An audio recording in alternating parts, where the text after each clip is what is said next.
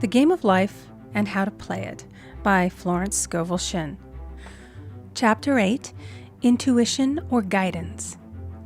In all thy ways acknowledge him, and he shall direct thy paths. There is nothing too great of accomplishment for the man who knows the power of his word and who follows his intuitive leads. By the word he starts in action unseen forces and can rebuild his body or remold his affairs. It is therefore of the utmost importance to choose the right words, and the student carefully selects the affirmation he wishes to catapult into the invisible. He knows that God is his supply, and that there is a supply for every demand, and that his spoken word releases this supply. Ask, and ye shall receive. Man must make the first move. Draw nigh to God, and he will draw nigh to you. I have often been asked just how to make a demonstration. I reply, speak the word, and then do not do anything until you get a definite lead. Demand the lead, saying, Infinite Spirit, reveal to me the way. Let me know if there's anything for me to do. The answer will come through intuition or hunch, a chance remark from someone, or a passage in a book, etc., etc. The answers are sometimes quite startling in their exactness. For example, a woman desired a large sum of money. She spoke the words, Infinite Spirit, open the way for my immediate supply. Let all that is mine by divine right now reach me in great avalanches of abundance. Then she added, give me a definite lead. Let me know if there is anything for me to do. The thought came quickly. Give a certain friend, who had helped her spiritually, $100. She told her friend, who said, wait and get another lead before giving it. So she waited, and that day met a woman who said to her, I gave someone $1 today. It was just as much for me as it would be for you to give someone 100. This was indeed an unmistakable lead, so she knew she was right in giving the $100. It was a gift which proved a great investment, for shortly after that, a large sum of money came to her in a remarkable way. Giving opens the way for receiving. In order to create activity in finances, one should give. Tithing, or giving 1/10 of one's income, is an old Jewish custom and is sure to bring increase. Many of the richest men in the country have been tithers and have never known it to fail as an investment. The 10th part goes forth and returns blessed and multiplied, but the gift or tithe must be given with love and cheerfulness, for God loveth a cheerful giver.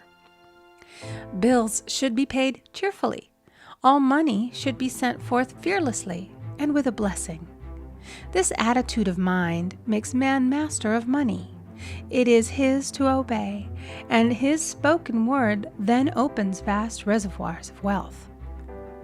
Man himself limits his supply by his limited vision.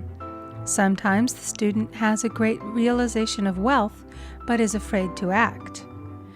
The vision and action must go hand in hand, as in the case of the man who bought the fur-lined overcoat. A woman came to me asking me to speak the word for a position. So I demanded, Infinite Spirit, open the way for this woman's right position. Never ask for just a position. Ask for the right position, the place already planned in divine mind, as it is the only one that will give satisfaction. I then gave thanks that she had already received, and that it would manifest quickly. Very soon she had 3 positions offered her, 2 in New York and 1 in Palm Beach, and she did not know which one to choose. I said, ask for a definite lead. The time was almost up and was still undecided when one day she telephoned. When I woke up this morning, I could smell Palm Beach. She had been there before and knew its balmy fragrance. I replied, well, if you can smell Palm Beach from here, it's certainly your lead. She accepted the position, and it proved a great success. Often one's lead comes at an unexpected time. One day, I was walking down the street when suddenly I felt a strong urge to go to a certain bakery a block or two away. The reasoning mind resisted, arguing, "There's nothing there that you want." However, I had learned not to reason, so I went to the bakery, looked at everything, and there was certainly nothing there that I wanted. But coming out, I encountered a woman I had thought of often and who was in great need of the help which I could give her. So often, one goes for one thing and finds another. Intuition is a spiritual faculty and does not explain, but simply points the way. A person often receives a lead during a treatment. The idea that comes may seem quite irrelevant, but some of God's leadings are mysterious. In the class one day, I was treating that each individual would receive a definite lead. A woman came to me afterwards and said, "While you were treating, I got the hunch to take my furniture out of storage and get an apartment." The woman had come to be treated for health. I told her I knew in getting a home of her own, her health would improve. And I added, "I believe your trouble, which is a congestion, has come from having things stored away. Congestion of things causes congestion in the body. You have violated the law of use, and your body is paying the penalty." So I gave thanks that divine order was established in her mind, body, and affairs.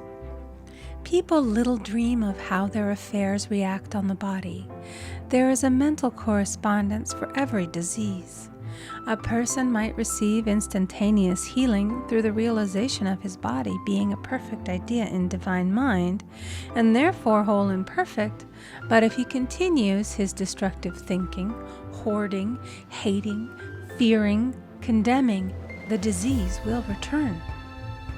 Jesus Christ knew that all sickness came from sin, but admonished the leper after the healing to go and sin no more, lest a worse thing come upon him. So man's soul, or subconscious mind, must be washed whiter than snow for permanent healing. And the metaphysician is always delving deep for the correspondence. Jesus Christ said, "Condemn not, lest ye also be condemned. Judge not, lest ye be judged." Many people have attracted disease and unhappiness through the condemnation of others. What man condemns in others, he attracts to himself. For example, a friend came to me in anger and distress because her husband had deserted her for another woman. She condemned the other woman and said continually, "She knew he was a married man. She had no right to accept his attentions." I replied, "Stop condemning the woman. Bless her and be through with the situation. Otherwise, you are attracting the same thing to yourself." She was deaf to my words, and a year or two later became deeply interested in a married man herself. Man picks up a live wire whenever he criticizes or condemns and may expect a shock.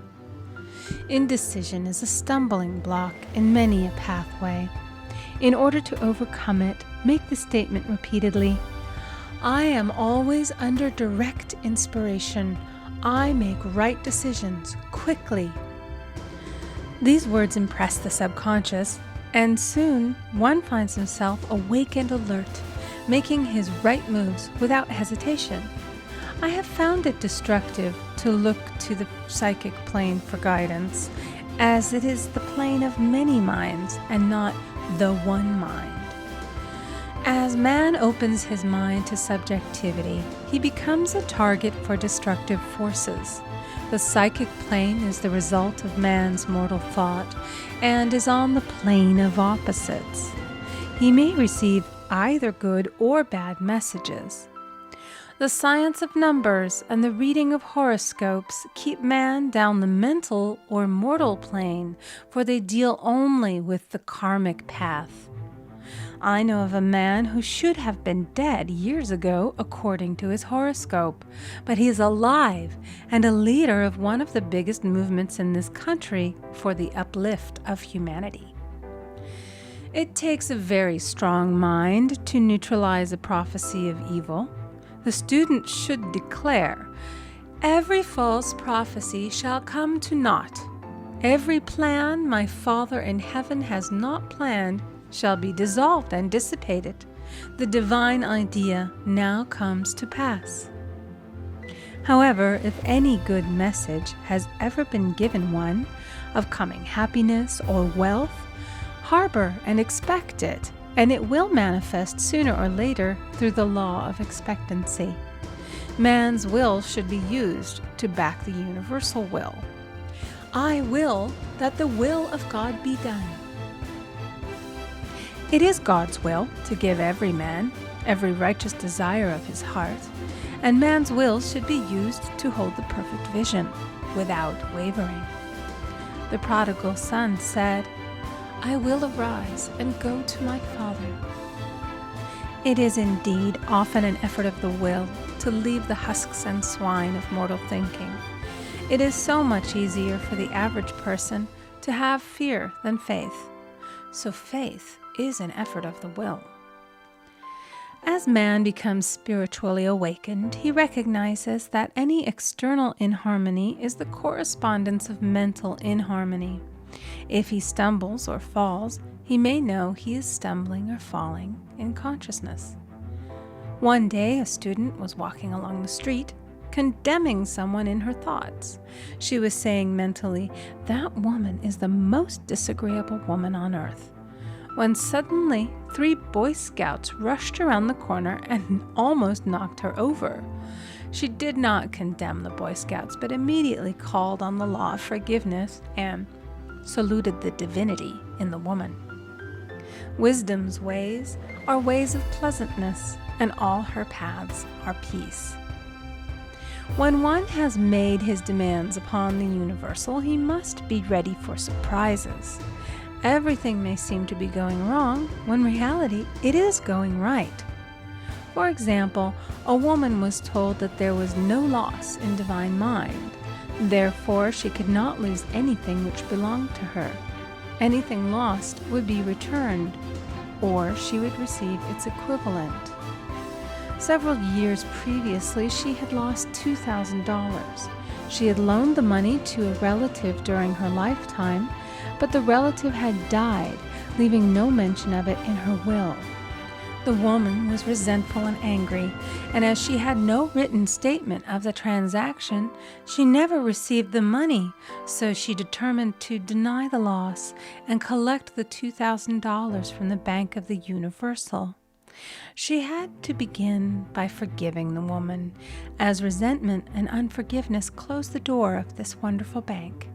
She made this statement, "I deny loss. There is no loss in divine mind. Therefore, I cannot lose the $2,000 which belong to me by divine right. As one door shuts, another opens." She was living in an apartment house which was for sale, and in the lease was a clause stating that if the house was sold, the tenants would be required to move out within 90 days. Suddenly, the landlord broke the leases and raised the rent. Again, injustice was on her pathway, but this time she was undisturbed. She blessed the landlord and said, "As the rent has been raised, it means that I'll be that much richer, for God is my supply." The new leases were made out for the advanced rent, but by some divine mistake, the 90-day clause had been forgotten. Soon after, the landlord had an opportunity to sell the house. On account of the mistake in the new leases, the tenants held possession for another year. The agent offered each tenant $200 if he would vacate. Several families moved. 3 remained, including the woman. A month or 2 passed, and the agent again appeared. This time he said to the woman, "Will you break your lease for the sum of $1,500? It flashed upon her, "Here comes the $2,000. She remembered having said to friends in the house, We will all act together if anything more is said about leaving. So her lead was to consult her friends. These friends said, "Well, if they have offered you $1,500, they will certainly give $2,000. So she received a check for $2,000 for giving up the apartment. It was certainly a remarkable working of the law, and the apparent injustice was merely an opening for the way for her demonstration. It proved that there is no loss, and when man takes his spiritual stand, he collects all that is his from this great reservoir of good. I will restore to you the years the locusts have eaten. The locusts are the doubts, fears, resentments, and regrets of mortal thinking. These adverse thoughts alone rob man, for no man gives to himself but himself, and no man takes away from himself but himself. Man is here to prove God and to bear witness to the truth.